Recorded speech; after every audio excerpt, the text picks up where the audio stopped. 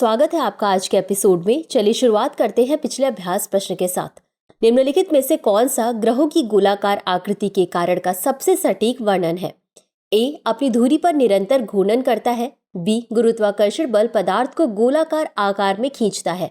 सी, ग्रहों के चारों ओर चुंबकीय क्षेत्र का होना।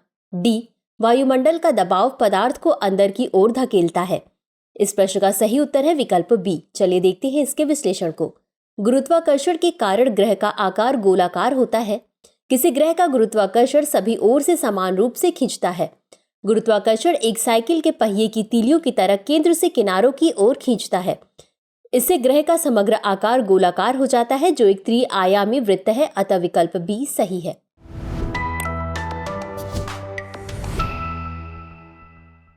तो चलिए शुरुआत करते हैं आज के एपिसोड की पहले प्रश्न के साथ। सखालिन एक तेल और गैस परियोजना के संबंध में निम्नलिखित कथनों पर विचार कीजिए। एक, यह रूस के सुदूर पूर्व क्षेत्र में बीरिंग सागर में स्थित है। दो, भारत की सरकारी स्वामित्व वाली ONGC विदेश लिमिटेड इस परियोजना का पूर्ण स्वामित्व और संचालन करती है। उपर्युक्त में से कौन सा या कौन से कथन सही है या सही है? ए केवल एक, बी केवल दो, सी एक और दो दोनों, डी न तो एक और न ही दो। इस प्रश्न का सही उत्तर है विकल्प डी, न तो एक और न ही दो। चलिए देखते हैं इसके विश्लेषण को। सखालिन एक तेल और गैस परियोजना।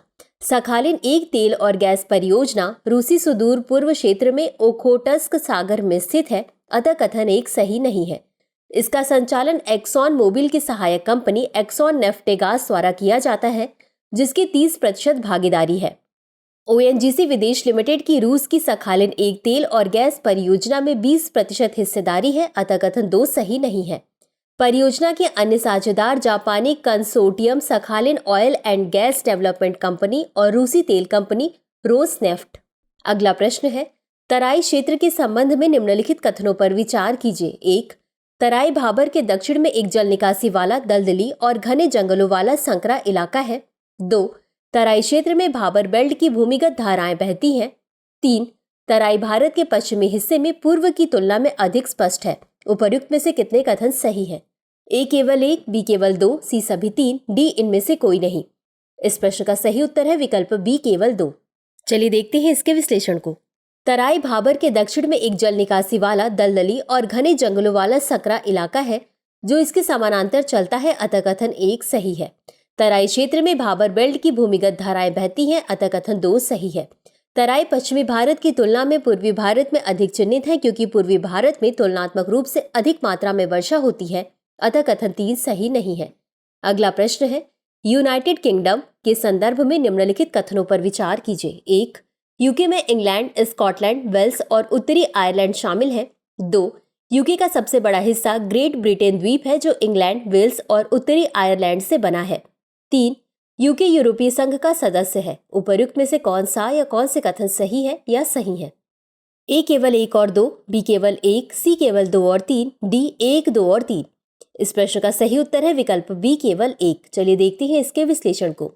यूनाइटेड किंगडम में इंग्लैंड, स्कॉटलैंड, वेल्स और उत्तरी आयरलैंड शामिल है। अतः कथन एक सही है। यूके का सबसे बड़ा हिस्सा ग्रेट ब्रिटेन द्वीप है, जो इंग्लैंड, वेल्स और स्कॉटलैंड से मिलकर बना है। उत्तरी आयरलैंड दूसरे द्वीप पर स्थित है। अतः कथन दो सही नहीं है। यूके ने 31 जनवरी 2020 को यूरोपीय संघ छोड़ दिया। वर्तमान में यह EU का सदस्य नहीं है। अतः कथन तीन सही नहीं है। अगला प्रश्न है, भारतीय संविधान के अनुच्छेद 14 के संबंध में नीचे दिए गए निम्नलिखित में से कौन सा कथन सही है?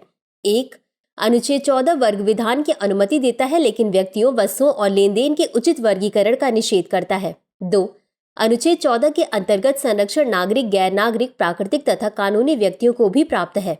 तीन, कानून के समान संरक्षण का तात्पर्य यह है कि सरकार समाज के कमजोर वर्गों के पक्ष में सकारात्मक कार्यवाही कर सकती है। नीचे दिए गए कूट का उपयोग करके सही उत्तर चुनिए। ए केवल एक और दो, बी केवल एक और तीन, सी केवल दो और तीन, डी एक, दो और तीन। इस प्रश्न का सही उत्तर है विकल्प सी केवल दो और तीन। चलिए देखते हैं इसके विश्लेषण को। भारतीय संविधान का अनुच्छेद 14 वर्ण विधान पर रोक लगाता है, लेकिन विशिष्ट लक्ष्यों को प्राप्त करने के उद्देश्य से विधायिका द्वारा व्यक्तियों, वस्तुओं और लेन देन के उचित वर्गीकरण की अनुमति देता है। अतः कथन एक सही नहीं है। भारतीय संविधान के अनुच्छेद 14 में कोई भी व्यक्ति शब्द यह दर्शाता है कि अनुच्छेद 14 नागरिक और गैर नागरिक दोनों पर लागू होता है। तथा प्राकृतिक व्यक्तियों के साथ साथ कानूनी व्यक्तियों पर भी लागू होता है, अतः कथन 2 सही है। कानून के समान संरक्षण का तात्पर्य है कि सरकार समाज के कमजोर वर्गों के पक्ष में सकारात्मक कार्यवाही कर सकती है, अतः कथन 3 सही है। अगला प्रश्न है, उष्णकटिबंधीय चक्रवातों की तीव्रता पर ग्लोबल वार्मिंग के संभावित परिणाम क्या है? 1. तेज पवन की गति, 2. अधिक तीव्र वर्षा, 3. तूफानी लहरें, 4. उष्णकटिबंधीय चक्रवातों का उच्च अक्षांशों की ओर स्थानांतरण। उपर्युक्त में से कौन सा या कौन से विकल्प सही है या सही है? ए केवल 1 और 2, बी केवल 2 और 3, सी 1, 2 और 3, डी 1, 2, 3 और 4। इस प्रश्न का सही उत्तर है विकल्प डी 1, 2, 3 और 4। चलिए देखते हैं इसके विश्लेषण को। उष्णकटिबंधीय चक्रवात। समुद्र जल के गर्म होने का अर्थ है कि तूफान अधिक ऊर्जा ग्रहण करते हैं, जिससे पवन की गति बढ़ जाती है। उष्ण वातावरण में अधिक नमी बनी रहती है, जिसके कारण अधिक तीव्र वर्षा होती है। समुद्र का जल स्तर मुख्य रूप से पिघलते ग्लेशियरों और बर्फ की चादरों के संयोजन के कारण बढ़ रहा है। इसका अर्थ है कि पहले से ही ऊंचे समुद्र के स्तर के ऊपर तूफानी लहरें आ रही हैं, जिससे तटीय बाढ़ की स्थिति और भी बदतर हो गई है। ध्रुव की ओर पलायन उष्णकटिबंधीय चक्रवातों के उच्च अक्षांशों की ओर स्थानांतरण से संबंधित एक जलवायु घटना है। जैसे जैसे जलवायु उष्ण होती है, उष्णकटिबंधीय चक्रवात ध्रुव की ओर शीतलन जल में पलायन कर सकते हैं, अतः विकल्प डी सही है। अगला प्रश्न है, वैश्विक क्षमता केंद्रों के संबंध में निम्नलिखित कथनों पर विचार कीजिए। 1. जीसीसी की स्थापना बहुराष्ट्रीय निगमों द्वारा अपनी मूल कंपनी और विश्व भर में अपनी शाखाओं को विशिष्ट सेवाएं प्रदान करने के लिए की जाती है। 2. जीसीसी केवल लागत बचत उपायों पर ध्यान केंद्रित करती है। 3. जीसीसी के साथ बहुराष्ट्रीय कंपनियां अपने परिचालन पर नियंत्रण बनाए रख सकती हैं, गुणवत्ता सुनिश्चित कर सकती हैं तथा अपनी अपतटीय गतिविधियों को अपने समग्र व्यावसायिक उद्देश्यों के साथ संरेखित कर सकती हैं। उपर्युक्त में से कौन सा या कौन से कथन सही है या सही है? ए केवल 2 और 3, बी केवल 2, सी केवल 1 और 3, डी 1, 2 और 3। इस प्रश्न का सही उत्तर है विकल्प सी केवल 1 और 3। चलिए देखते हैं इसके विश्लेषण को। वैश्विक क्षमता केंद्र बहुराष्ट्रीय निगमों द्वारा अपनी मूल कंपनी और विश्व भर में अपनी शाखाओं को विशेष सेवाएं प्रदान करने के लिए स्थापित की गई सुविधाएं हैं, अतः कथन 1 सही है। जीसीसी की शुरुआत लागत बचत उपायों के रूप में हुई थी, लेकिन आज वे मूल कंपनी और उसके अपतटीय शाखाओं के बीच नवाचार एवं सहयोग के केंद्र हैं।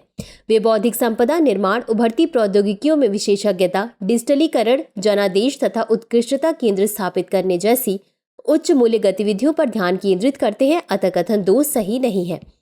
जीसीसी के साथ बहुराष्ट्रीय कंपनियां अपने परिचालन पर नियंत्रण बनाए रख सकती हैं, गुणवत्ता सुनिश्चित कर सकती हैं और अपनी अपतटीय गतिविधियों को अपने समग्र व्यावसायिक उद्देश्यों के साथ संरेखित कर सकती हैं, अतः कथन 3 सही है।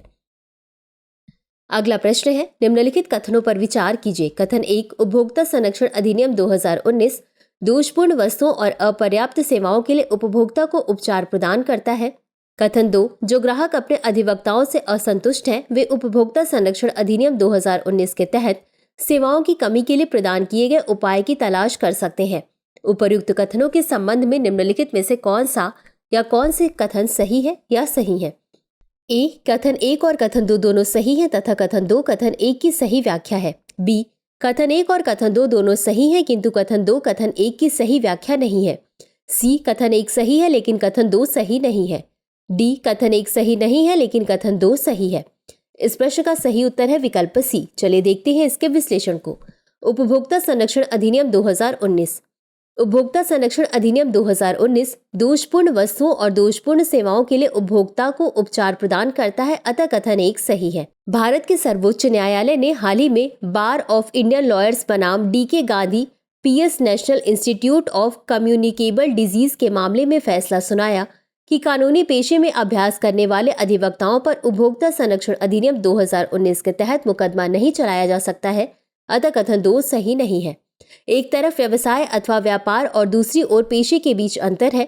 व्यवसाय या व्यापार विशुद्ध रूप से वाणिज्यिक प्रयास है, जबकि पेशा उन्नत शिक्षा एवं विशेष अध्ययन का परिणाम है, अतः विकल्प सी सही है, क्योंकि कथन 1 सही है किंतु कथन 2 सही नहीं है। अगला प्रश्न है, अंतर्राष्ट्रीय प्रकृति संरक्षण संघ के संबंध में निम्नलिखित कथनों पर विचार कीजिए। 1, IUCN एक सदस्यता संघ है जिसमें केवल सरकारी संगठन ही शामिल है। 2, संकटग्रस्त प्रजातियों की IUCN लाल सूची पौधों और जानवरों की प्रजातियों के वैश्विक संरक्षण स्थिति की दुनिया की सबसे व्यापक सूची है। उपर्युक्त में से कौन सा या कौन से कथन सही है या सही है? ए केवल एक, बी केवल दो, सी एक और दो दोनों, डी न तो एक और न ही दो। इस प्रश्न का सही उत्तर है विकल्प बी केवल दो। चलिए देखते हैं इसके विश्लेषण को। अंतर्राष्ट्रीय प्रकृति संरक्षण संघ IUCN एक सदस्यता संघ है जिसमें विशिष्ट रूप से सरकारी और नागरिक समाज संगठन दोनों शामिल हैं, अतः कथन एक सही नहीं है। IUCN के संकटग्रस्त प्रजातियों की लाल सूची पौधों और पशु प्रजातियों के वैश्विक संरक्षण स्थिति की विश्व की सबसे व्यापक सूची है, अतः कथन दो सही है। यह प्रजातियों के विलुप्त होने के जोखिम का मूल्यांकन करने के लिए मात्रात्मक मानदंडों के एक सेट का उपयोग करता है। ये मानदंड दुनिया के अधिकांश प्रजातियों और सभी क्षेत्रों के लिए प्रासंगिक है। अगला प्रश्न है, राष्ट्रीय आपदा प्रबंधन प्राधिकरण के संदर्भ में निम्नलिखित कथनों पर विचार कीजिए। एक, आपदा प्रबंधन अधिनियम 2005 के अनुसार गृह मंत्री राष्ट्रीय आपदा प्रबंधन प्राधिकरण के अध्यक्ष होते हैं। 2, यह सर्वोच्च निकाय है जो आपदाओं पर समय पर और प्रभावी प्रतिक्रिया सुनिश्चित करने के लिए आपदा प्रबंधन के लिए नीतियां, योजनाएं और दिशा निर्देश तय करता है। उपर्युक्त में से कौन सा या कौन से कथन सही नहीं है या नहीं है? ए केवल एक, बी केवल दो, सी एक और दो दोनों, डी न तो एक और न ही दो। इस प्रश्न का सही उत्तर है विकल्प ए केवल एक। चलिए देखते हैं इसके विश्लेषण को। राष्ट्रीय आपदा प्रबंधन प्राधिकरण यानी NDMA आपदा प्रबंधन अधिनियम 2005 के अनुसार प्रधानमंत्री इसके अध्यक्ष के रूप में कार्य करते हैं। इसके 9 अन्य सदस्य हैं और उनमें से एक को उपाध्यक्ष के रूप में नामित किया गया है, अतः कथन एक सही नहीं है। यह आपदाओं के लिए समय पर और प्रभावी प्रतिक्रिया सुनिश्चित करने के लिए आपदा प्रबंधन हेतु नीतियां, योजनाएं और दिशा निर्देश तैयार करने वाला शीर्ष निकाय भी है, अतः कथन दो सही है। इसका प्राथमिक उद्देश्य प्राकृतिक या मानव निर्मित आपदाओं के प्रति प्रतिक्रिया का समन्वय करना तथा आपदा लचीलेपन और संकट प्रतिक्रिया में क्षमता निर्माण करना है। अगला प्रश्न है, औद्योगिक दुर्घटनाओं के बारे में निम्नलिखित कथनों पर विचार कीजिए। एक, यूनियन कार्बाइड प्लांट से जहरीली मिथाइल आइसोसाइनेट गैस के रिसाव के कारण 1984 में भोपाल गैस त्रासदी हुई थी। 2, 2020 में विशाखापत्तनम में LG पॉलीमर प्लांट में हुई दुखद घटना में आसपास के रिहायशी इलाकों में जहरीली स्टायरीन गैस का रिसाव हुआ था। उपर्युक्त में से कौन सा या कौन से कथन सही है या सही है? ए केवल एक, बी केवल दो, सी एक और दो दोनों, डी न तो एक और न ही दो। इस प्रश्न का सही उत्तर है विकल्प सी एक और दो दोनों। चलिए देखते हैं इसके विश्लेषण को। वर्ष 1984 की भोपाल गैस त्रासदी एक भयावह घटना है जिसमें यूनियन कार्बाइड संयंत्र से मिथाइल आइसोसाइनाइट गैस के रिसाव के परिणाम स्वरूप हजारों लोगों की मृत्यु हो गई और अनगिनत लोगों को दीर्घकालिक स्वास्थ्य समस्याएं हुई, अतः कथन एक सही है। 7 मई 2020 को भारत के आंध्र प्रदेश के विशाखापत्तनम में स्थित LG पॉलीमर प्लांट में एक दुखद दुर्घटना हुई। स्टोरेज टैंक में से एक से गैस रिसाव के कारण आसपास के रिहायशी इलाकों में जहरीली स्टायरीन गैस फैल गई, अतः कथन दो सही है। तो चलिए अंत में देखते हैं आज के अभ्यास प्रश्न को। कभी कभी समाचारों में देखा जाता है कि प्रवाह पोर्टल किसके द्वारा लॉन्च किया गया है? ए वित्त मंत्रालय, बी भारतीय रिजर्व बैंक, सी भारतीय प्रतिभूति और विनिमय बोर्ड, डी वाणिज्य और उद्योग मंत्रालय। इस प्रश्न का उत्तर कमेंट बॉक्स में जरूर दें। आज के लिए बस इतना ही। धन्यवाद। डियर व्यूअर्स, अपने एग्जाम की तैयारी को और बेहतर करने के लिए हमारे चैनल को लाइक, शेयर और सब्सक्राइब करना न भूलें।